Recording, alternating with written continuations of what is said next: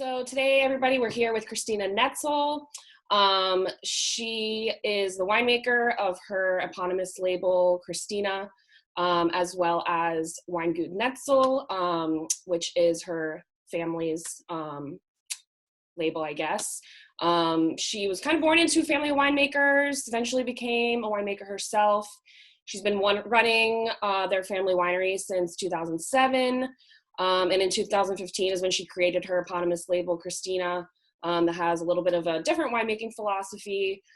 She grew up in Carnuntum and was very passionate about showing off microclimate, terroir, and kind of spirit of her hometown.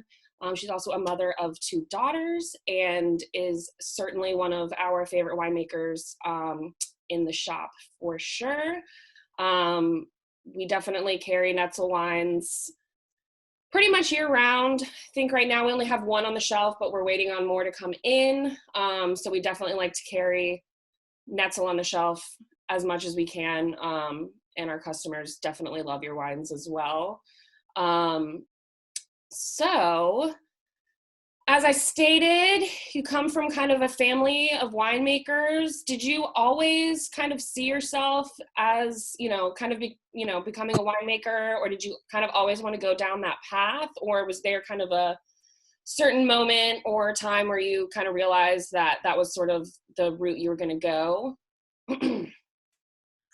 Yeah, actually, I even signed the books of my friends when I was a kid, these books which you get in school, that I want to get a winemaker, so I want to be a wine grower, actually.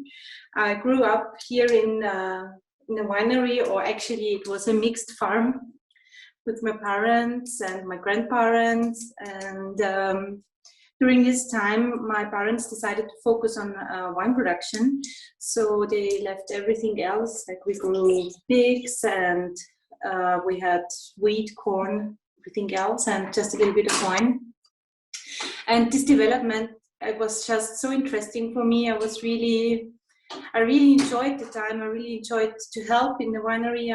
I enjoyed to help in the fields, in the vineyards. I like to work in the cellar, and I even like to sell the wines and speak to the customers. So everything, I think the diversity is what's the specialty of wine production or with winemakers. And so I always wanted to be a winemaker or wine grower, actually, a wine farmer. That's awesome.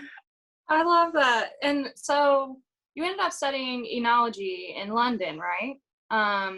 What was your biggest takeaway from that experience? And when was that? When was that in relation to your wine journey?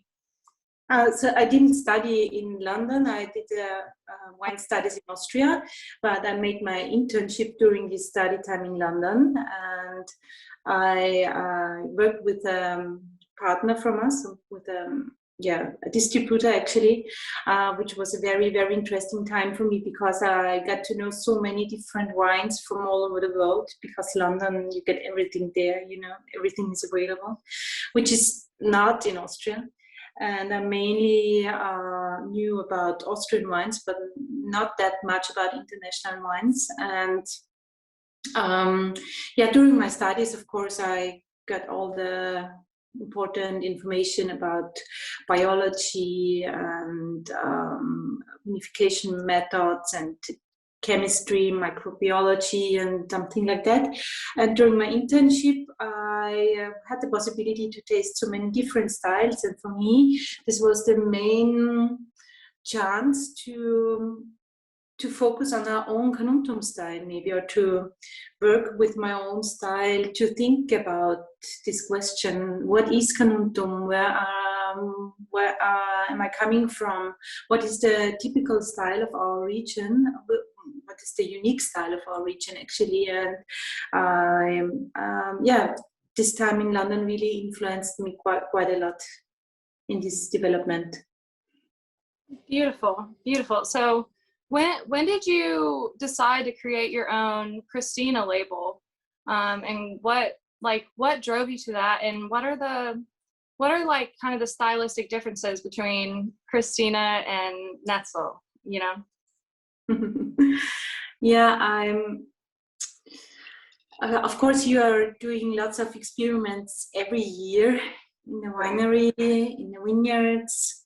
You have so many ideas. When I started to work in the winery in 2007, I had so many ideas what I wanted to try and what I wanted to change. But for me, it's always been really important to have combination of the experience of my father and grandfather during this time, and the tradition actually they have, and my new ideas. So it shouldn't be something completely new. And the first years were really important for me to get to know all these experiments and to get to know how they're working and how is everything going on here in the winery, and to get to know all the special places and the single vineyards and everything. And then I started to develop my own style. And the most important step was the change to organic production. We decided to, my husband is a winemaker too, and with the birth of our first daughter, it got really important for us to really focus on this topic even more. Although my father really worked really close to nature, and he never used any hard chemicals, pesticides, herbicides, or anything like that. He didn't do that. But to make the final step or the final decision to only produce organic was made in 2013.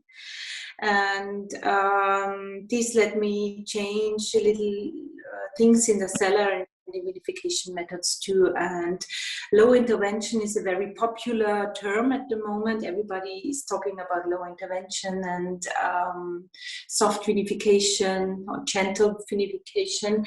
But this was a very important part for me too. And I really wanted to see the borders somehow, the borders. How far can I go with low intervention or even no intervention? And this brought me actually to the natural wine production. I was really interested in these wines, and I tasted quite a lot of these wines. I spoke to many people in this natural wine scene, how they are working, what they are doing, because I'm more from a very classic wine production field.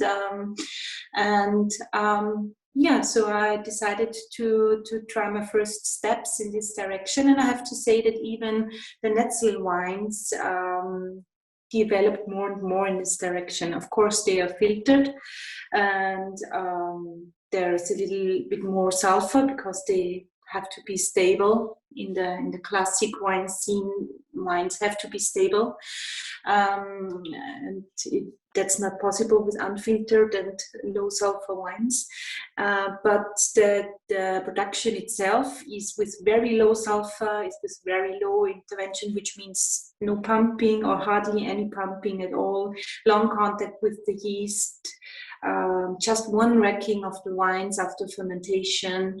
So we made lots and lots of different steps, which brought us actually even closer. And the Christina line was something like a side product, which where I always tried to do what is possible and what can we do, where are the borders. And when I met Jenny the very first time, she was interested in a cooperation and in these wines, and I think we just had a great idea from the very beginning on. And this is how the brand or how the idea of Christina Wines finally developed or arose. It was a cooperation. It was not only my idea, or maybe I wouldn't sell the wines by now without Jenny. I love her too. That sounds like such a fun, creative process. I love that. How have your processes changed in the past year, over the pandemic? Did you have to adjust your day-to-day and, your sales? I mean, obviously it was quite a time. But how did it affect you feel like, in your business? So many different effects, actually. Of course. The last year was crazy. First of all, the kids. I have 3 daughters by now, actually. Oh. There's a little baby since last year too. I have 2 kids in homeschooling for 1 year now, which is very interesting as a mother too. I'm sure. Bless you. And of course, yeah, so many different. In Austria, the restaurants are closed almost a year now. They only opened it in summer. And in Austria, we are mainly focusing on restaurants and hotels. So HoReCa is our main business in Austria, and we lost around 80% of the sales in Austria by now. So it's not an easy situation. Thank God that the export is actually quite stable, and we found a few new shops or businesses in Austria who are selling our wines. The direct sales were getting much better, and we experienced that people were asking for good wines quite a lot, so for the high-end wines. And we as a Netzl producer, we are mainly focusing on high-end production or high-quality production. So we had good sales with direct customers. That's good. The second problem is the employees, so our workers, because we are located directly on the border to Hungary and to Slovakia. And the border has been closed last spring, and they are now closing it somehow again. So it's not easy to get them into Austria to work with us. And there's lots of bureaucracy. Every week something new. We have to test every day, all of us. So we have to do the tests every day. So it's not easy. We had to adjust to all the situations, but now at the moment it's running. Let's hope the season is starting quite soon. So we have the first really nice spring days now, and we expect bud break at the end of April. So then the season is starting, and we hope everything is still okay then. Right. With the kind of the season starting, I mean, I assume you guys haven't really been doing like tours or like events at the vineyard. Are you guys planning on kind of doing that again, or have you done any? Hopefully. So at the moment, yeah, there are no events and no tastings. There haven't been any tastings, and there is not only no traveling, there are no tastings taking part in Austria, and all the fairs are cancelled, all the events are cancelled, and we are not doing any tastings now here because it's forbidden. Yeah. I'm not allowed to pour any wine in the winery, so I can only sell the closed bottle. That's the possibility. So we don't have any plans. Of course, we want to do some events. Of course, we have so many ideas how to do tastings outside and so on. And but we have to wait, and we have to look how the regulations are going on, and then think about. But I don't think there will be many tastings this year too. Yeah, Austria is not that fast with the vaccinations. We are not doing a good job. Well, hopefully you guys will be able to get back to doing that at some point. Hopefully, maybe next year. Next year will be our year. Have you been doing any like virtual events or like anything like kind of what we're doing, like over, Zoom or video? Yeah, so we had, of course, so many new ideas in this direction.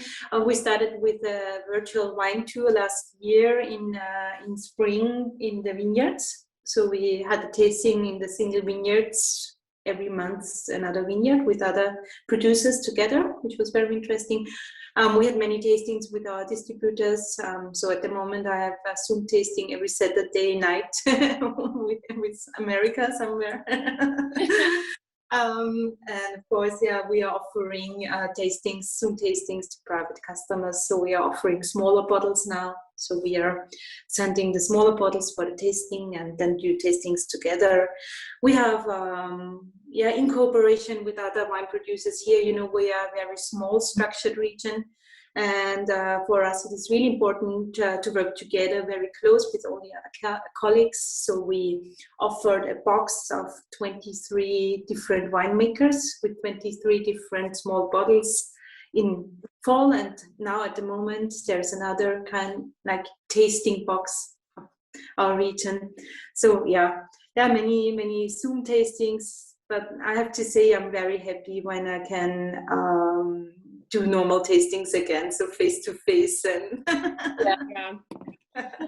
Yeah, we're kind of dealing with that, obviously as well. I mean, we were very like event oriented and like very, you know, tasting oriented at the shop. So we're like ready to let people back in the shop and have people taste wine with us again too. So hopefully we'll be able to get back to doing that shortly as well.